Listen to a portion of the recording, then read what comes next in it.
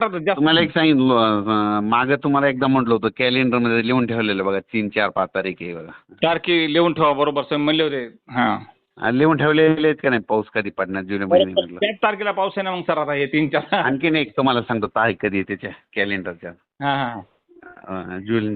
जुलै महिन्यातल्या मी म्हटलं होतं ना जुलै महिन्यातले बघा 4, 5, 6 आहे बरं का.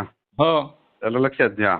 आणि 10 जुलै ते 16 जुलै बरोबर आहे. 10 आणि जुलै त्याच्यानंतर पुन्हा आणखीन एक तारीख आहे त्याच्यामध्ये 20, 21, 22, 23. जुलैची.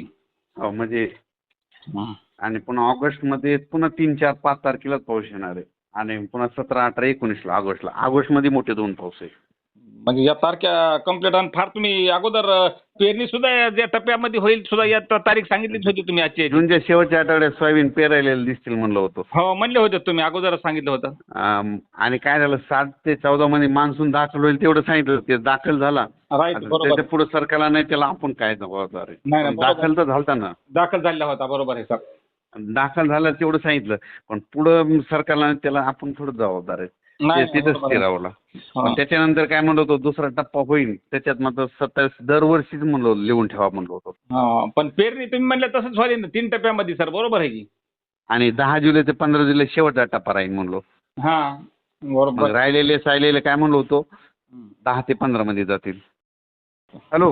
बोला सर. गोदावरी नदीला पूर येणार आहे बघा. आज काय उद्यापासून. हो 4, 5, 6, 7च्या दरम्यान म्हणजे तिकडं नाशिककडं.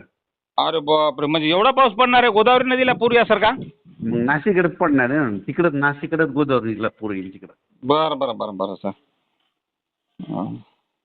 Okay sir. म्हणजे 3 ते 8 हे पावसाचा जोर संपूर्ण महाराष्ट्रातच राहील समजा सर हे का सर. सगळीकडे पूर्ण महाराष्ट्रात.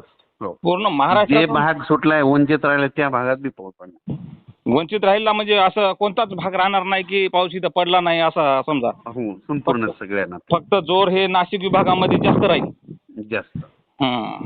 Okay sir. ठीक आहे सर. धन्यवाद सर.